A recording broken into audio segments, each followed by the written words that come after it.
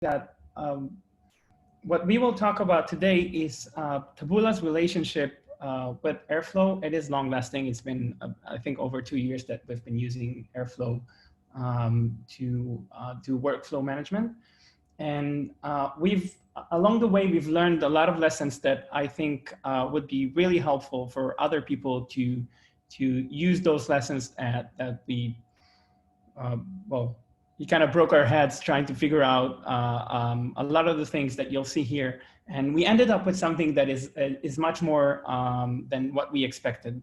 So we started our journey with trying to make Airflow a little bit more reliable than what it was at the beginning. And we ended up with not only scaling it way more than anticipated, then we made it a lot more efficient than it used to be at the beginning. So at the end of this presentation, there are a few tips and tricks that hopefully will help you get a better stability from Airflow. But along the way, you'll see this little icon. I'll show it on one of the slides that they'll tell you this is important and this is a game changer for us.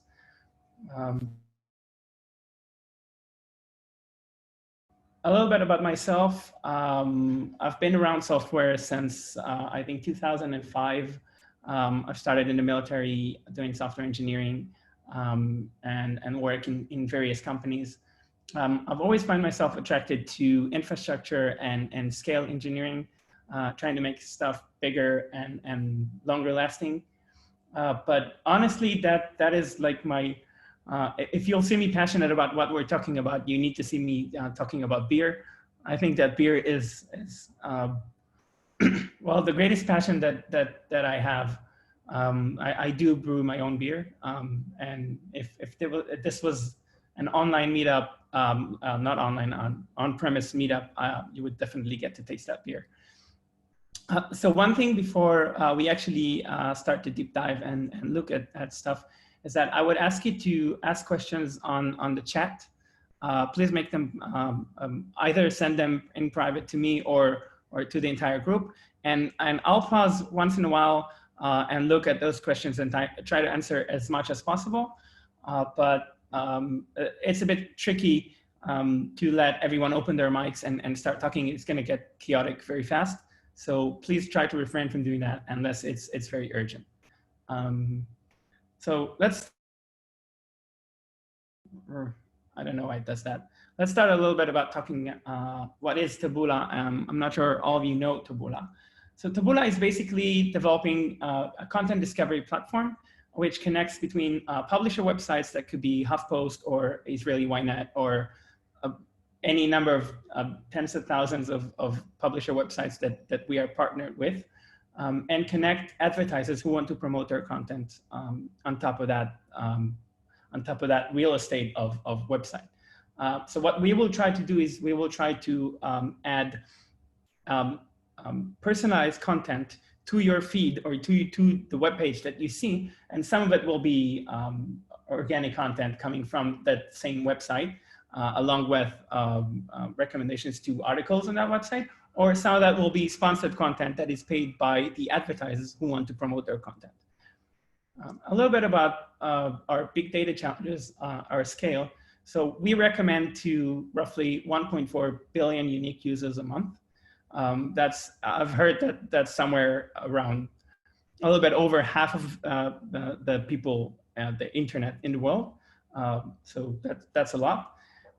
We withstand bursts of about 500,000 HTTP requests per second globally. We have 7 locations around the world of data centers that we are located in. We generate roughly about 3 billion page views a day. I think that's a little bit more than that right now. And all that generates roughly about 70 terabytes of data. I think it's closer to 90, but the number doesn't really matter. What this is trying to say is that we, Taboola, are a very data-driven company. We have tremendous amounts of data, and without that data, we wouldn't be able to make personalized recommendations to our users, and the advertisers and the publishers will not get the information that they need in order to do adjustments for them to either earn more money or get better publicity. So I want to start this journey about 2.5 years in the past. I just started working at Taboola. I did a few small tasks just to get to know the system. And I got a task that's saying, all right, so we do have a scheduling system. That was pre-Airflow. We didn't know what it was at that moment. And we have a scheduling system, and we need to make it better. We have a few issues. The name of the servers that ran it are called Jade. Honestly, we are really bad at naming stuff. So you'll see another bad namings along the way, but they're called Jade, and that's just accepted.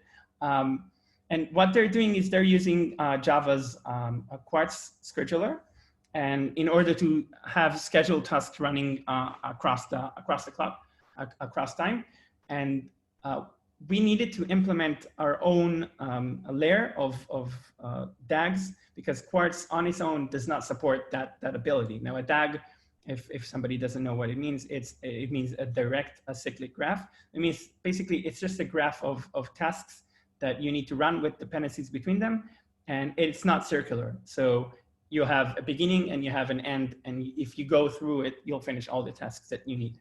And it was self-implemented. It didn't have any visuals. So if you wanted to see how the graph looks like, well, you couldn't. You needed to go to the database and start jumping from records to records to understand who is dependent on what, and start composing that on your own. And the worst part is that since it was running in some sort of an active mode, we had 2 servers of those. We had constant issues with data integrity and concurrency issues that are caused by either the tasks are not running, or they're being run by both servers and they're doing the same manipulations on the same data, and that caused data integrity issues. And another issue that we have is manual reruns. So we couldn't do manual reruns for an entire DAG. We needed to do that manually, task by task. There was actually a professional services protocol for running that, and they had to wait. Now, some of our tasks are minutes long, and some of them are hours long. So they actually had to wait for hours with no visuals, knowing when it is done, only checking the logs to see when it is done, and then only then starting the next task. So it was a pain. And I remember, like, the first thing that I had in mind was, wait, isn't there any shelf product that could solve that? And apparently I was right. There are quite a few, and we evaluated, I think, 2 or 3 of those, and we ended up going with Airflow. Airflow is super powerful. I'll just do a quick review, overview of what is Airflow, and talk about some of the namings that we will use along the way, just to make sure that everyone is aligned. I'm guessing that if you're here, you already a little bit know Airflow, or you've heard of it. So Airflow allows you to define DAGs. These are, you can see on the bottom right corner, an example of a DAG. That's just a graph of tasks that need to run. Some of them has dependencies between them. As we can see, this task depends on the first 3, and the last task depends on the second one, and on this one, but this one can run in parallel to these. And it's just a nice graph that's saying, okay, I need these to happen, and this is the order to make them happen. And the way you define it is by writing Python code. That's a really simple Python code that you define an object of a DAG, and you give it its schedule interval and other configurations. And then you instantiate some tasks that you want to run within that DAG, and you assign that DAG to those tasks. It's a bit backwards, but it works well. And then these tasks are represented by an instance of a thing called operator. Now, the operator is the bridge between the meaning of that task and its configurations and the integration of whatever task you want. So if you want to run a bash command, you'll have a bash operator. If you want to run an HTTP call, you'll have an HTTP operator. If you want to run, I don't know, a Mesos call, you'll have a Mesos operator, and so on and so on. There are plenty of those. I think they're like 30 or 40, and it keeps getting bigger and bigger as people integrate Airflow with different systems. Now, the cool thing about Airflow is that it has a retry policy. where if you have a task that has failed, Airflow would automatically retry it based on the configurations you gave it. So as we can see as an example here, we decided that task number 2 has 3 retries, which means if it fails, it'll try to rerun it for 3 times. And after 3 times, only after 3 times, it'll exhaust the number of retries and then fail the task, which in turn will fail the DAG, right? So when I started looking at Airflow and we decided that we want to go for it because it was powerful and it provided us a lot of the stuff that we needed, I started reading blog posts. There are a lot of those about Airflow, and all of them suggest to do one setup that is, I would say that was the production grade setup for Airflow. There are several ways of setting up Airflow, but this was the most recommended one. Everybody said you should use that. That's the best one, and you should go for it. So I'm going to just go like component by component, and we'll talk a little bit about it. And then as we go along, I'm going to go from right to left. Okay, I'm going to start with this edge and talk about the issues and solutions that we have, and then go to the scheduler and then look at this again from an outer view. So you have a scheduler. This is the main component. It is responsible for reading the Python files that you wrote your DAGs in, and it is responsible for scheduling and queuing the tasks that you want to run. It has a metadata DB. We use for that example MySQL, but it has several integrations to other databases. It has a web server that is responsible for the nice UI that you've seen a little bit on the previous slide, and it allows you to do several actions, not very complicated ones, but you can actually solve a few issues through the UI if you want. We'll not get into it at the moment. I assume everybody knows it, or you can read about it. It's not, and the workers are the other side of that system. Is that the scheduler only says I need to run this task with these parameters, so it queues it into the queue system, and then the workers pick it up and say, okay, I have these configurations. I'm going to take the operator code that I know, and I'm going to call its execute method. All right. So it's pretty simple, and when you look at it, it doesn't look very complicated, because if you all know resource managers, this is pretty much how they look. All right. An interesting thing to notice is that all the workers also have a connection to the database, because they need to update stuff there, and they need to manage heartbeats with the scheduler through the database. So I want to zoom in on the right side. It's very schematic, but what I was trying to say here is that you have a worker, and the worker is running the operator code, and every operator is designated to work with different types of integrations that you want. So for our Jade servers, we decided that we want to do REST API calls to start jobs. So we will use the HTTP operator, and if we want to run jobs on Kubernetes, we'll have a Kubernetes operator and Spark operator, and so on and so on and so on. So in order to understand a bit the complexity and I'd say the faults that we found on Airflow operators, I want to dive into the HTTP operator. It is the simplest one out of all, and I'll show you afterwards that it is representing the way that Airflow works in general. So by looking at this code, it's starting an object called HTTP hook. This is just an encapsulation for HTTP operations. It's nothing too complicated. I'm not gonna talk about it. It's not really interesting. But what we can see on the line that after the logging is that it runs that HTTP call. Now it's running it in sync in the execute method. So this is a synchronous call to an external server, which is fine. But I just told you like 2 minutes ago that some of my tasks are hours long. Some of them last for 24 hours. So if I want to run a Jade job that runs for 24 hours, I definitely don't want to keep an HTTP connection open to that Jade for 24 hours. So any network glitch, even for a millisecond long, could cause that connection to disconnect. And Airflow will try to rerun that operator. Now, assuming that I got that response, if that response was actually a valid response and not an error code, it'll be successful, provided that the response check, which is a callback that I provided to that operator, decides that it's okay. So I get the response, and the callback that I provided will look at that response and say, okay, I got a good response, I got a bad response, whatever. So I got full control of it. But again, looking at this, I don't want a asynchronous call. I really don't want that. That could fail.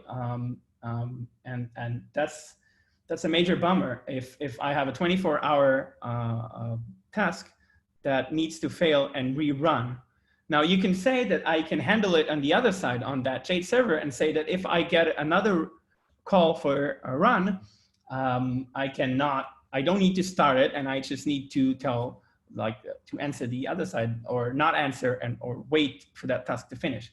You're right, but some of the systems are not in my control. For example, if I use Kubernetes, there are different commands for starting a job, checking its status, and clean up afterwards.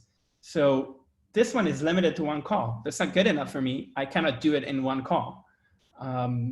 So that leads to my final point about this, and the major issue that we found. This is not fault tolerant, because this is designed to restart the job whenever Airflow fails, whenever I just did a spoiler to myself, but whenever this task fails for any number of reasons, and the reasons are pretty much stuff that I don't want to deal with. This task is actually talking to the database, managing heartbeats, because this is how Airflow worker is doing its job. And it might run out of memory because of Airflow. It might have any various number of reasons for Airflow to fail because of Airflow code. Now, my task is actually calculating the first 100,000 digits of pi. Has nothing to do with Airflow database. It has nothing to do with network. So if I have a momentarily network issue or a momentarily database issue, I will lose that task, and I'll have to either restart it or run that same task twice, which is worse. And another thing to notice is that Airflow deployments are things that happen regularly. If I write a new plugin, I need an Airflow restart to make it work. But I dare you to find a single point in time during our schedulers work that we have no schedule running. We have thousands of daily schedules on each of our instances of Airflow. You cannot find a time where a restart will not interfere with the work. So I definitely don't want to lose tasks. So as I said earlier, long-running tasks actually suffer the most. Now, we started thinking about how we can solve that. And we encountered a repeated pattern in all of Airflow's operators. If you look at Vertica, MySQL, Bash, Docker, even Kubernetes, they're all executed on the same principle that this is running in sync. And on Vertica operator and MySQL operator, this is much worse, because the piece of code that is actually running that query is within Airflow's executor. Now, if this executor actually crashes, I will do the same query all over again. Now, if I was smart prior to that, I would actually configure Vertica that it needs to roll back whenever it lost the connection to the machine that runs the query. But sometimes I'm not writing that I have no control on the other side. So I cannot assume that whenever I will try to rerun the same query or rerun the same job, that it'll behave like this. So that kind of bummed us, knowing that this is it, because honestly, that wasn't good enough for us. We didn't feel right having thousands of daily schedules behaving like this, because if you have thousands or tens of thousands of daily schedules and it only has like 0.01% of failures because of these kind of stuff, you'll have daily failed tasks because of that. And that's a bummer. So while looking at possible solutions, we noticed a really nice thing called a sensor operator. So the sensor operator is a little bit different from the other ones because it's not running synchronously on a constant motion. So what it does is that it'll run a periodic poke method. That method is provided by you. If it's an HTTP call, that will be a periodic HTTP call to wherever you want. And it'll just continue poking until it met a success criteria defined by you, the user, or it timed out because you said, okay, I'm willing to wait for an hour. And if it didn't finish in an hour, then I'm failing this task. This was originally created for waiting on a resource to appear. So if you have a table that you want to start doing manipulations on it and you're waiting for it to get filled with data, so you'll put a sensor sampling it and looking at this table. But again, it suffered from the same issues that we talked about before. So I have no ability to separate this into stages. If you write RESTful API, then you know that the guidelines will be to separate these calls to the start method and to the check method and the cleanup and so on and so on. So sensor operator was a really good start, but it didn't provide us with exactly what we needed. And that led us to decide that we want to write our own Taboola operator. Now, if there's one slide that I'll have to choose for you to take from this lecture, I think that would be this one, because that was the major game changer for us. If you look on the right corner, that was the icon that I told you. I've marked some of the game changers with this, so it'll be easier for you to remember those. And what it does is that it defines some sort of a recovery plan to what happens when you do a retry. So it starts with the execute method. And the first thing that it does, instead of assuming that it needs to run a certain job, it asks itself, or well, the integrated system, is it already running? Now, in case of our Jade servers, that will be an HTTP call getting the status of a specific job. But in Kubernetes, that will be, well, give me the status of well, that Helm chart that I started running, or give me a status of that job. And if the answer is, yes, I know this task and it is still running, then I'll go straight to the poke phase, where I poke it every once in a while, trying to figure out, is it still running? Because if it's still running, then Airflow basically needs to wait. But if it's not running, there are two possible outcomes. And the first one would be that either Jade or Kubernetes or Mesos or whatever it is returns a response that says, no, I don't know this job. It's not that it's not running, I don't even know it. Now, if I don't even know it, the answer to the question, should I start it, would be definitely yes. Okay, if I haven't even started it yet, then I need to start it. And then once it's started, I'm going back to the poke phase until I get a final stage by saying this is ended and it is either successful or a failure. So if I'm asking, is it already running? And I got the answer no, and I got a status that says this was a success or this was a failure, then I'm moving to another two phases that we do. We're going to fetch the logs because it's more convenient for us to have whatever log is running on the Kubernetes pod or Jade servers and just print them into Airflow logs. It's easier for us to debug stuff, and you don't need to go to different systems to understand what was the issue if it failed. And we do that even if it's successful. And then cleanup. Now, cleanup is I think super important at this stage because it ensures that the next time I will go into the execute method, whether it is successful or failure, I will get a proper answer for, is it already running? For example, if this task has failed and I did not clean up after me, the next time that I'll come on retry to the execute method, is it already running? The answer would be no. And should I start it? The answer would be no, because I get a status that it is failed.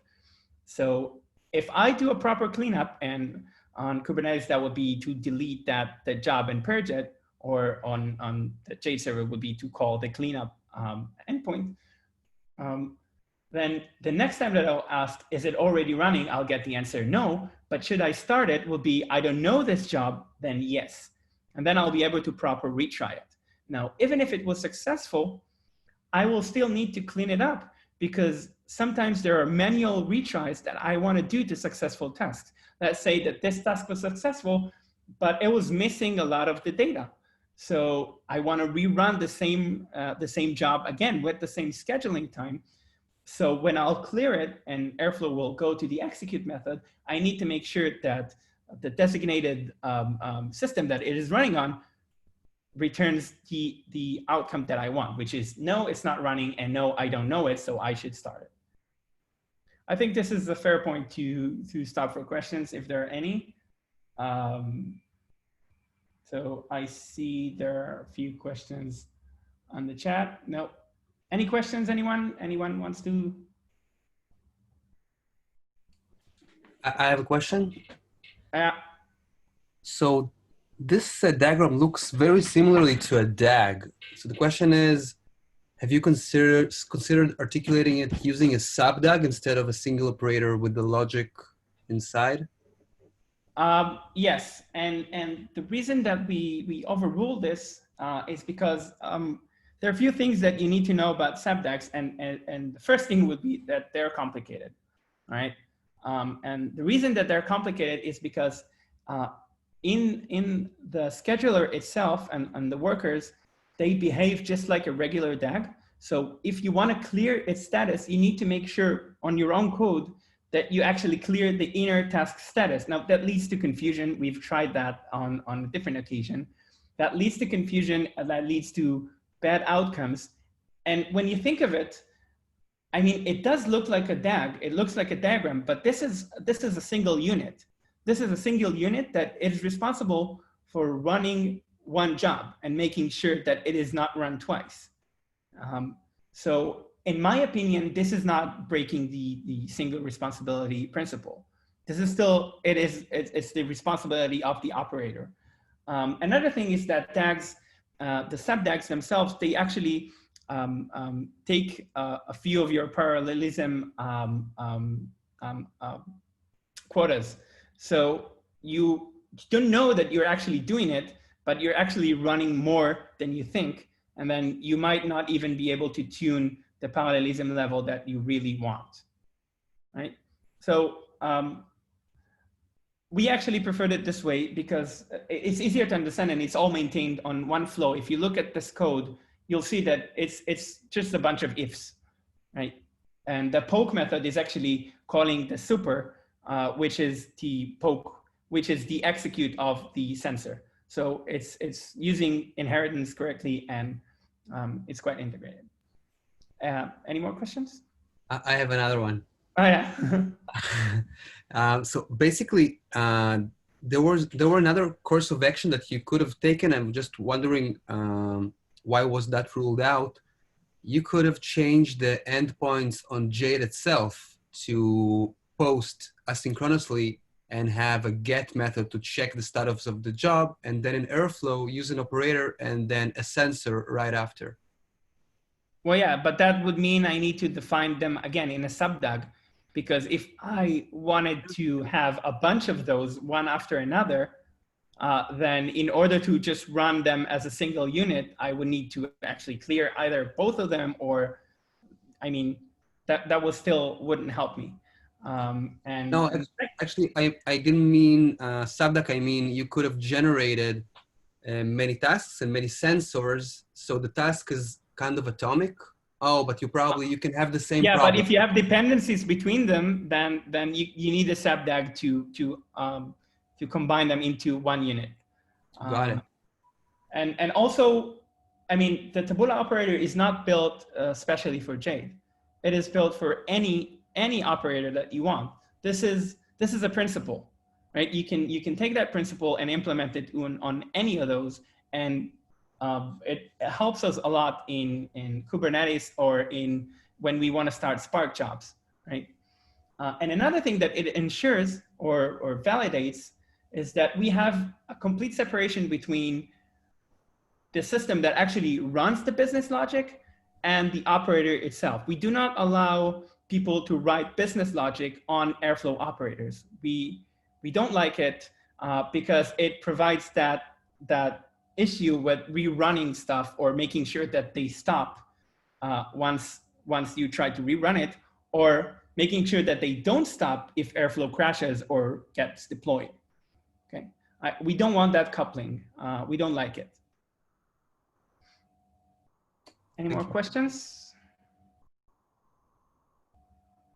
All right, moving on. If we go back to that common Airflow setup that we've talked about, after that change and having our operators doing only IO operations, that seemed a bit redundant if we look at it, because having workers scaled out to different machines, having so many machines participate in scheduling tasks, that seemed like stuff we can avoid, and we can save a bunch of resources along the way. So if you don't know, Airflow has another mode called local executor mode. Now, local executor mode actually will state that the scheduler itself will spawn the worker processes right next to the scheduler process. And they will communicate between them internally with an in-memory queue. Now, this is great because I saved not only the other machines that I used to scale out Airflow workers, but I also saved the external queue system. I didn't say what it was, but usually it's been used. They use RabbitMQ if you use Celery mode or whatever. But so my design now looks a lot cleaner, and it has less failure points. And a design like this makes everything easier to deploy, because I only need 2 instances, a scheduler, a web server, and the database is already there. So you have much less failure points. And that led to this number, which we are pretty proud of. This number means that we only need 1.5 cores to schedule roughly 5,000 daily schedules. Now, we're not talking about tasks. Tasks, this is talking about scheduling DAGs, but task might be maybe twice the number. And it has 100% success rate due to Airflow issues. 100%. There are no Airflow issues that actually caused our business logic to fail. I've looked at some numbers over the past 2 years, and one of our instances, like I said, since this is relatively a simple setup, we have separated our instances into 8. So every R&D group has its own Airflow setup. And I've looked at one of the busiest ones that we have. Over the past 2 years, it had 3.5 million scheduled tasks, and the failure rate was about 1,000, right? And that includes business logic failures that are not related to Airflow. So the success rate of our scheduling system overall is about 99.99%. So this is why I allow myself to say 100%, because that's 100%. And we haven't suffered from any Airflow related issues that originate in Airflow and the way Airflow works in the past, I don't know, maybe a year or so. I've added another star here that says up to 150 tasks in parallel, and the only reason we limit tasks in parallel is because of memory consumption. When you fetch the logs to the container, actually needs more heap memory to save those logs first in memory and then write them to disk or upload them to Google Cloud. So this is the only reason I reckon that we can up that number by 10x, and we will still not need more than 1.5 cores. So just to conclude this first chapter that we talk about, we recommend, first of all, work async. Don't have any synchronous operators running for hours. This is bad practice. It'll cause you to get failures more times than you really want. Decouple Airflow logic from your business logic as much as possible. Have operators that implement a recovery plan like the Taboola operator that we have implemented, and just simplify your setup. A simplified setup has less failure points, and less failure points leads to people sleeping better at night because they don't need to solve issues. Any questions until now? I see some in the chat. All right, cool. So Natasha is asking, so in the HTTP operator case, the service that holds the endpoint will have to also make the poke and status available.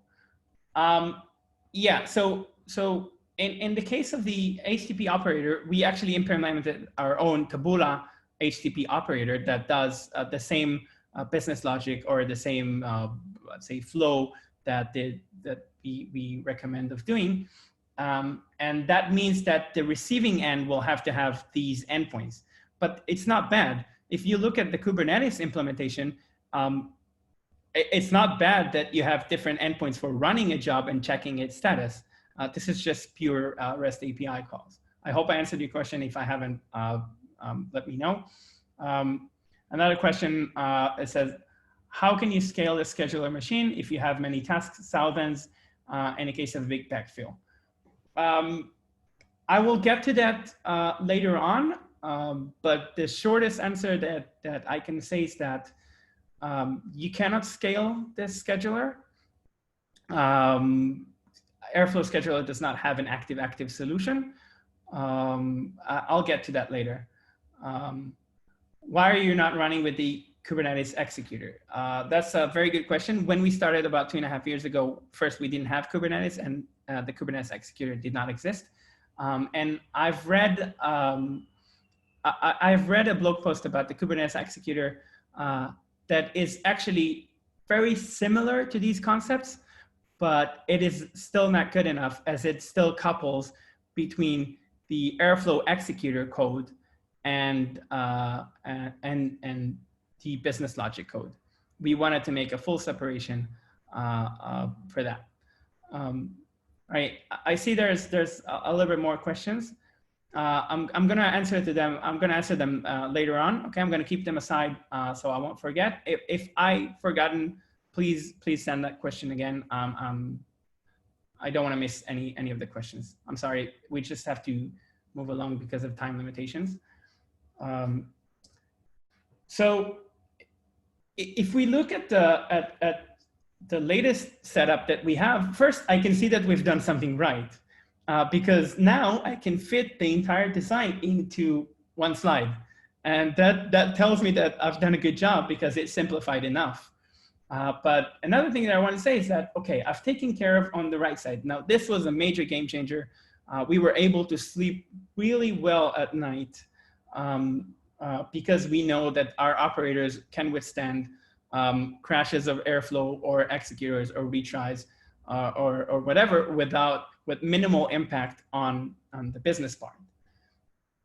Now I want to talk about a little bit about the scheduler, because we started without doing anything special on that area, and then we started suffering from I'd say collateral damage from different stuff that's happening and the growth of these clusters. People started using Airflow more and more, and since it was so intuitive, we grew by 10x, 20x, 30x of scheduled tasks that we had. And then a few issues started appearing on the scheduler. So about the scheduler itself, it mainly does two separate things that are connected in memory. So the right part would be to ingest the DAG files. That means that Airflow will periodically read all the Python files that you've put in the DAG folder, and then it'll construct from these Python files, or run them, compile them and run them and construct from them an image, an in-memory image of how your DAGs should look like, how the graph of calls should look like, which task should I run, on what limitations, what are the parameters, and so on and so on. And on the left side, it will just use that, structure and decide on a busy loop, that's the scheduler loop, should I schedule this task now? And it'll just go over all of them and decide which task to schedule. And actually it does a very good job at doing it, because it's a very complex mechanism. The decision of whether a task should run is not only time-based, but there are several limitations of dependencies between tasks, and some tasks get into pools and parallelism levels, and some of them has different quotas that they need to withstand. So it does that pretty well and very fast, actually. But looking at this, on the left side, I have 0 to no control because I didn't write that code. I mean, I can push fixes to that code, but it is complicated. Looking at the right side, this is very open to human errors. Since the DAGs are reloaded on real time to Airflow, a faulty DAG like this, where I took just a DAG and I did a few copy pastes and I forgot one small parenthesis, you know, what's a small parenthesis between friends? Apparently it is a lot, and Airflow will encounter this and actually disable everything that's in that Python file. So if this Python file contained several DAGs, all these DAGs will become disabled and they will not be scheduled. So I have a production system that is susceptible to human errors. This is production, we don't like that. And it got us in motion to come up with a solution for that. So the first thing we did is to wrap the web server and the scheduler within Docker containers. Now, we achieved 2 things for that. One, it makes the deployment of them very easy. We can deploy them wherever we want, whenever we want, just download the image and just deploy it. And the second thing is that we gained a local environment that is one command. You run a Docker compose command, and that local environment runs on your machine, and people can check their DAGs. So if people can check their DAGs, they will not put in production DAGs that fail, right? No, you still need to protect it, okay? People still make mistakes. People still don't check themselves. It's the human nature, it's all right. Now, since this is all production, we want to treat it as production code. So we want to put all the DAGs, the plugins, the configs, the Docker file, all in a source control. So we chose Git because we work with Git. And once it's all in the source control, when somebody pushes changes to a branch, we can run a build that will build these Docker containers, these Docker images, and it'll verify that the Docker file that might have been modified is working properly, and all the configurations are working properly. We will run it as a test cluster, as a test Airflow, and then check it for failures. We are looking for plugins that fail to load. We're looking for DAGs that fail to load. Now, once you have that decision point that says, all right, I can see that it failed to load, this is not a good image with all these DAGs, I can reject that pull request and say, all right, you cannot merge this until you fix all the issues. You have a green build, and then you'll be able to merge it. And if it's green and no failures, we approve the PR. We don't really approve it. You'll still have to go through a peer review as like all other code reviews mandatory code reviews that we do, but we will allow you to merge your branch to the master branch in case you didn't have any errors. So some of you might know this process. This process is called a CI. So we've wrote a CI process for Airflow, and this is a screenshot from our Jenkins CI. And as we can see, we are building feature branches and pull requests, and we are building the master branch. And the last time that I took this screenshot, the master branch was green, so that's good. We like green. And we are building the master just as a sanity in case a lot of time passed between the time we approved you to merge and you merged it. And then just making sure nothing broke. So if I have a CI for Airflow, then why not a CD? Why not continuous delivery?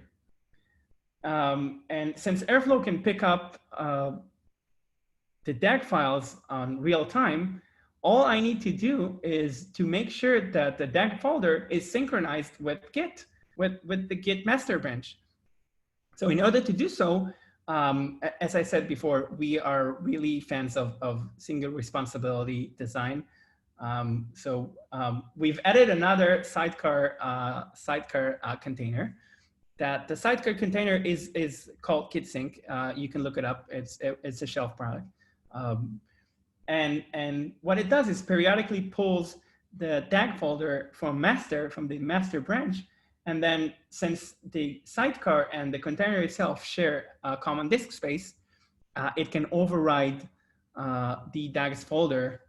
And voila, we've got continuous delivery. So when you merge your code from the pull request to the master branch, less than 2 minutes after, your tags are live in the production cluster. Any change you make is just 2 minutes away from becoming live. So this is cool. And just to complete the overview of our production system, since it's all containerized, why not run it on Kubernetes? We do have a very large cluster of Kubernetes on our backend environment. And we leverage Kubernetes not only to run these, but to gain another cool thing. So if, since the scheduler is a single point of failure and we cannot run in active mode, the automatic restarts that Kubernetes provides in case our scheduler crashes are very good for us, because on the one side we have designed our operators to withstand restarts because of Airflow failures, so we do not worry about this. And on the other hand, we need the scheduler to be alive all the time. So if it is faulty, Kubernetes will just restart the pod and it'll start a fresh scheduler that will just pick up that same work and well, put us back on track. And it's the same with the web server. So if the web server is unavailable, just restart it. That solves 99.99% of the times where it becomes unavailable. I'll do a quick stop for questions now. All right, so there's a quick question from Alon. Is the Taboola operator open source? Unfortunately, at the moment, no. I'm planning to open source a lot of the stuff that we do. I'll just have to wait a little bit until we will find the time for it. I really want to, but it doesn't have to be open source for me to either send you code snippets or help you write your own, because it is rather simple. So you can contact me, any one of you can contact me later about how we implemented it. I'll be happy to help. Somebody is asking, in your architecture that is combining the worker and scheduler, I'm guessing that was a part of a different question. What about the common Airflow failure with the scheduler that stops sometimes and needs a reset? It's a common workaround. All right, so yeah, I connected these two. So actually we stopped suffering from these because we found out the major issues that cause it. I actually have a few slides about this later on, so that's a cool question, and I do have the answer for you. In a few minutes, I'll give you it. I'll show you the slides that answer it. So before the change, worker holds the HTTP calls, and after the change, the scheduler poke. I'm not sure what you meant, Alon. If you could just open the mic and explain what was the question.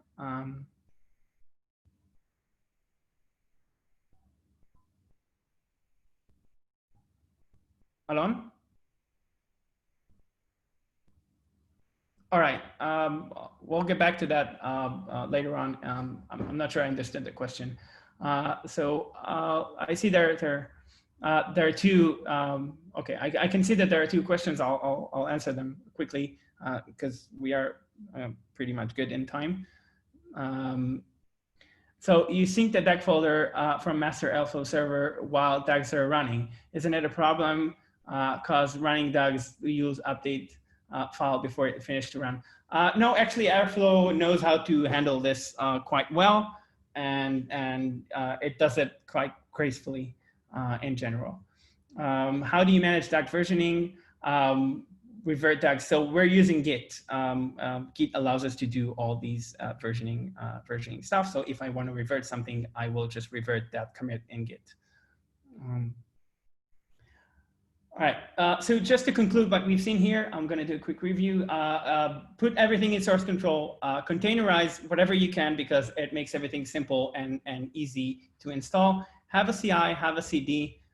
It's cool. The developers will love you much more if you do not allow them to have failures. I'm going to do a quick talk about monitoring because at Taboola, we really love monitoring. We think that you cannot have a large-scale production system without monitoring. We have thousands of daily schedules, and nobody with their bare naked eye could see if there's an issue. All right, we need it to be automatic, and it has to be external, decoupled from Airflow, because letting Airflow decide on alerts would be to let the wolf guard the sheep, right? If Airflow is down, I would still need to get alerts. So there are two types of alerts. There's technical alerts and business alerts. I'll talk about them in a few seconds. They're all integrated, have integrated Slack messages and PagerDuties. And we are planning, well, along with the operator to open source these scripts. So there are Python scripts that we wrote and we run them separately from Airflow, constantly checking the status of the stuff that we want. I'll start with the technical bit because it's pretty straightforward. Sorry for that.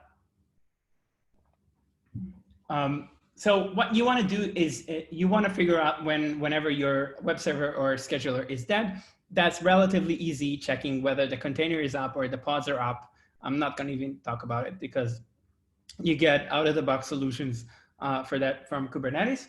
But I do want to talk about a zombie scheduler. That's a thing that we've encountered from time to time. And as it turns out that sometimes Airflow has a running process of the scheduler, but it absolutely does nothing. It writes logs, but it does nothing. It does not schedule any jobs or anything else. And then we've noticed that when it happens, within the DAG table of the Airflow DB, there's a column says last scheduler run. And the scheduler will update that date to the current date once it's just looked at the DAG and decided whether it needs to schedule tasks for it. So the alert was pretty simple. Just query that table and decide if the scheduler hasn't touched any of the DAGs for over 3 minutes, we decide that it is zombie and we can either restart it automatically or wake somebody at night because that happened and they need to figure out what's going on. And the more interesting monitoring stuff that we have is the business monitoring. So these will be predefined by the business SLA that you have, by the business impact of that DAG fails, has delays in runs, missed schedules or whatever. And we separated those into 3 types. So the first one will be upon failures, right? If I have a task that runs every hour and my business SLA says that I have to have that information every hour. So after this task will fail once, I would want to alert on that. I want to say that developers or professional services or support, whatever, saying, guys, we have an issue. We need to solve this because we are in breach of our SLA. But if this task is running every 10 minutes and it has overlaps in the time frame that it is looking on, then I'm not sure that I want to alert you after one failure. I might want to wait a couple. Maybe the problem is momentarily and it'll go away. So we allow to define here consecutive failures, the number of consecutive failures that you want to get alerted on. The second thing would be that a DAG has started running and it's been running for a while now, and I want to alert that it's been running for a while, and that's not right. So if my DAG is scheduled to run every 10 minutes, if it's been running for 45 minutes, we can clearly all agree that we have an issue because we've missed a few schedules. That might be right or not, but you defined it as you'll get the alert in time to reach your business SLA.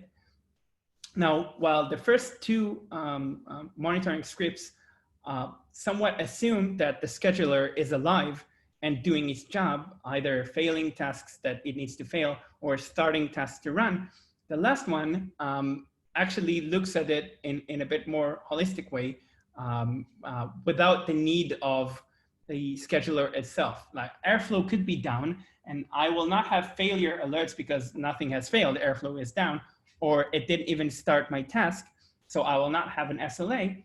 But the missed runs, which is, like I said, we are bad at naming, basically me, and it's, in our system, it's called our senseless success start, which is basically what it means. It says it'll look at that time frame and look for a run that started and finished successfully during that period of time. Now, the reason that we are using this is a bit weird to talk about it or to look at this, but the reason that we are talking is strictly because of business SLA. So my business SLA that says that every hour I need to have a successful run of this task. So I will look at 1 hour back and make sure that I have a task that started and finished successfully in that time period, right? And just to show you how easy it is to actually write the alerts. So once you finish writing your DAG and you want to add an alert to it, you'll add this YAML snippet to our monitoring system and just state the DAG name, the pager team that you want to be notified to, Slack channel if you want, and the parameters. Now, the thing that separates the most between the technical alerts and the business alerts is that if Airflow is down for an hour, that doesn't necessarily mean that the business alert will rise, because they are only they're only gonna start poking you or telling you that you have issues is when your business is impacted. So if Airflow is down in the middle of the night, I think only my team will be the ones that wake up, and if Airflow has issues and it breaches our SLA with our customers, then it'll wake up the person responsible for that specific DAG. Questions so far about monitoring? I see one question.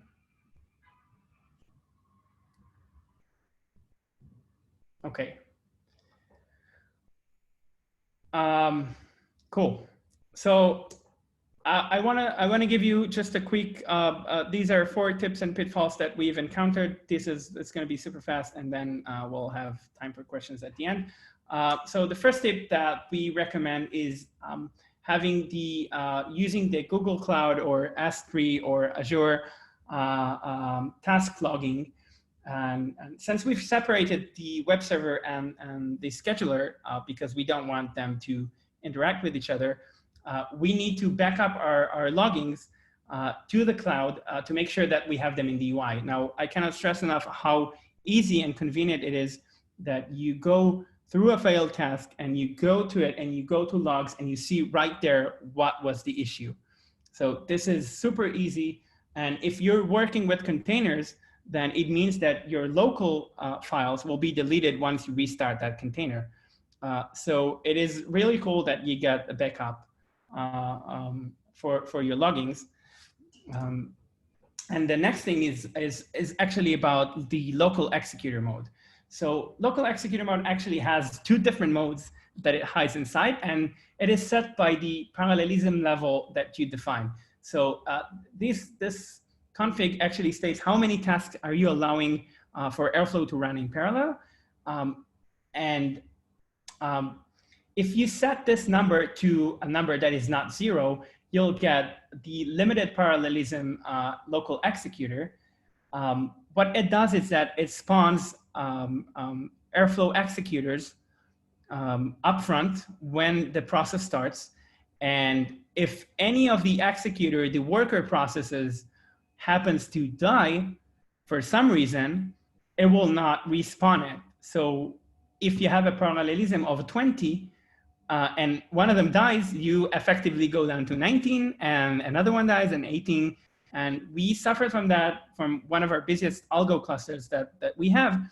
We started with 150 and we ended up with maybe 20. And it took us a really long time to understand why this is happening.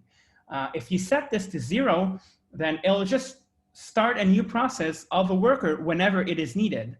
Now, that doesn't mean that you cannot control your parallelism level. You can control it either with your pooled tasks or with the non-pooled task slot count, which says tasks that are not assigned to pools will get the default pool, which is 120 in this case. So you can still control your parallelism and have Airflow be more resilient and never lose any parallelism options. So this is another thing that kept us awake at night a few times, mostly me, trying to figure out. So we said that the scheduler is actually loading the DAG files constantly every minute or so, and it puts them in an object called DAG bag. Now, this DAG bag has a timeout. It's not willing to wait an infinite amount of time for your Python code to run. Now, if your Python code takes a lot of time to run, you'll get a timeout. Now, from time to time, that timeout is actually not handled very well by Airflow, and that specific process that is responsible for reading the Python files actually dies, and Airflow will not spawn a new one. So your scheduler could go zombie again with this one. And I've stated a bad practice here that I've seen people do, is that reading variables in the root context of your DAG, and this might be the edge, but an edge point, but variable.get actually goes to the database to get that. So you do an external call. Now you might say, okay, but this is super fast. This is like 1 millisecond or even less. Yeah, but sometimes it's not. Sometimes it takes a while. And if you run tens of thousands of daily tasks and you multiply that by the time that the cluster is alive, could be weeks, that adds up to a lot of numbers, and you'll get failed tasks because of that. Now, on our cluster, we had even a worse call, calling an external service, because we have some of our DAGs are generated programmatically via configurations that are configured outside of Airflow. And that is made in order to keep all the other systems in sync. But when you do an external call, sometimes you have network issues, you have stuff, and then you lose a part of your scheduler. Now, if this happens a few times, then your scheduler goes zombie, and you don't want that. So that's definitely a thing that you can avoid. You can also adjust the DAG bag timeout, but it is bad practice. You can just, the best practice would be to have a different DAG doing this call on execute and dumping that result to the local disk, and have that DAG file reading from the local disk. We found that to be super stable and working. Another cool thing that Airflow has showed us it is capable of is having an infinite loop. Airflow workers are doing a bit of a magic with logging. What it does is it redirects the standard output and the standard errors right back to the loggers that you've defined. Now, some of the loggers, like the file logger or the Gelf logger that we are using, is actually, upon error, tries to redirect that log message right back to the standard error, which in turn will go back to the logger. And you can understand quite quickly how it escalates and could lead to an infinite loop and cause the scheduler to crash. So this is bad. We are using on the Gelf logger close an error, which states to close, if you have an error, close the socket that you're writing to and try to reopen it, and do not redirect it to the standard error. It goes the same with the file appender. You really want to change that. So these are all the tips and tricks. I see a question from Gal. Can you mention some numbers in your prod and how you scale it over time with more and more DAGs and more runs? How many instances, patches? Okay. All right.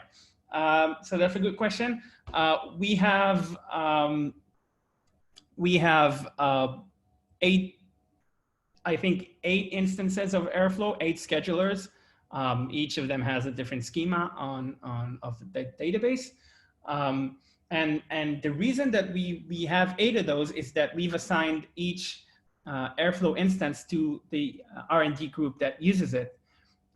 Because it's so lightweight, we didn't mind doing that. It has almost close to 0 overhead of just another core and a half. In a large Kubernetes cluster, you wouldn't even fill it.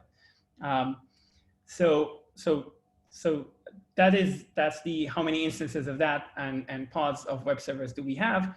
We only have 1 web server per instance, because Airflow, Kubernetes restarts it if it has an issue. So we don't feel the need to have several of those alive, although we can. And about how we scaled over time. So there's a funny story that I can say about the algo cluster that we had. So when they started using Airflow, they had a DAG with, I think, maybe 5 or 6 tasks running the deep learning training process that we have. And since it was so convenient, and they really liked it, they could scale up their work. And now it ended up with a DAG that contains, I think, roughly close to 1,000 tasks of running these training programs.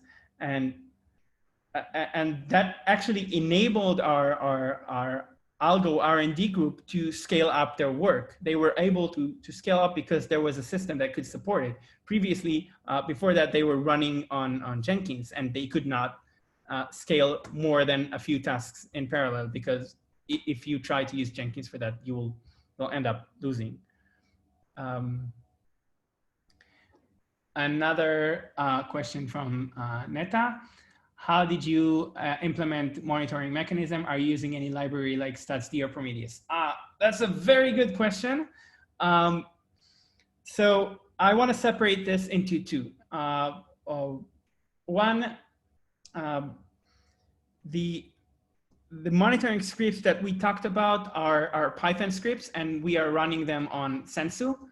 Sensu is it is a system that is designed for running monitoring scripts. And since they are actually looking at the database, we needed them to be Python, and we needed to be able to do different manipulations on the data. So this is why we used it. About StatsD or Prometheus, so we started using StatsD, and it actually caused on one of the maintenances that we had for the scheduler to crash, because the StatsD implementation that exists in Airflow is rather poor. I honestly heard that people are using Prometheus as metrics, but we're not missing any metrics on the Airflow level because we have those monitoring scripts. In general, we are heavy consumers of Prometheus in general. You can ask Gali here. She has a very great lecture about our enormous scale of Prometheus and our monitoring system. All right, cool. Any more questions? Perfect. So just to conclude what we've talked about, this is our recommendations. Obviously, you can take some of them, you can take all of them. We are sleeping really well at night, knowing that we can recover automatically from almost any error that happens. So separate Airflow and your business logic. This is extremely important, and have a recovery policy for all your operators. These 2 bullets are a major game changer. It's baffling me why it hasn't come up in any of the Airflow operators until now. I don't know how people can manage without it. Have a CI/CD if you containerize your stuff.